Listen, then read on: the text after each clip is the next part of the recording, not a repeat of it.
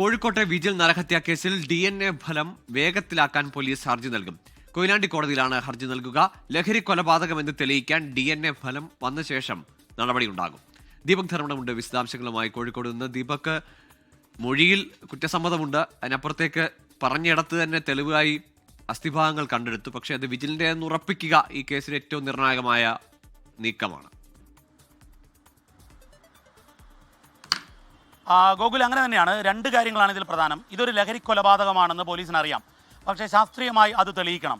അത് തെളിയിക്കുക എന്നുള്ളത് ദുഷ്കരമാണ്. അതിലേക്കാണ് പോലീസ് കടക്കേണ്ടത്. പക്ഷേ അതിനു മുമ്പ് ഈ DNA പ്രൊഫൈൽ മാച്ചിങ് ഈ കേസിൽ നിർണായകമാണ്. പക്ഷേ DNA ഫലം സാധാരണഗതിയിൽ വൈകാറുണ്ട്. നമ്മൾ ഹേമേന്ദ്രൻ കേസിൽ ഉൾപ്പെടെ കണ്ടതാണ്.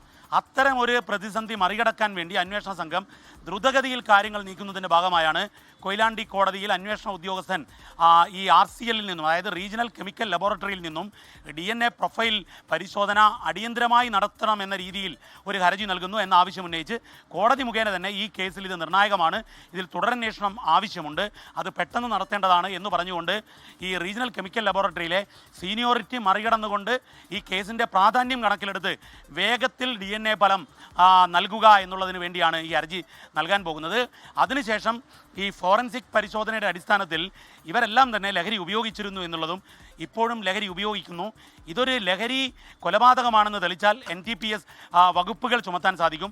അതിലേക്ക് കടക്കുകയാണ് യഥാർത്ഥത്തിൽ പോലീസിൻ്റെ ലക്ഷ്യം. കാരണം പോലീസിന് ഇതിനകം തന്നെ ഇതൊരു ലഹരി കൊലപാതകമാണെന്ന് കണ്ടെത്തിയതാണ്. പക്ഷേ അതിന് ശാസ്ത്രീയ തെളിവുകൾ ഇല്ലാത്തതുകൊണ്ടാണ് നരഹത്യാ വകുപ്പ് മാത്രം ചുമത്തിയത്. ശരി ഗോകുൽ, തിരോധാനമായി കരുതിയിരുന്ന ഒരു കേസാണ്, അതിപ്പോൾ കൊലക്കേസായിരിക്കുന്നു. പ്രതികളെല്ലാം പിടികൂടി. പക്ഷേ ഇനി വേണ്ടത് ശാസ്ത്രീയ തെളിവുകളുടെ പിൻബലമാണ്. കോഴിക്കോട് ദീപക് ധർമ്മടമാണ് വിശദാംശങ്ങൾ നൽകിയത്. ലോകത്തെവിടെയായാലും ഏത് സമയത്തും 24 വാർത്തകളും ഓഗ്മെന്റഡ് റിയാലിറ്റി പാക്കേജുകളും എക്സ്പ്ലെയിനറുകളും വിശദമായി കാണാൻ ഞങ്ങളുടെ YouTube ചാനൽ നിങ്ങൾക്ക് സബ്സ്ക്രൈബ് ചെയ്യാം.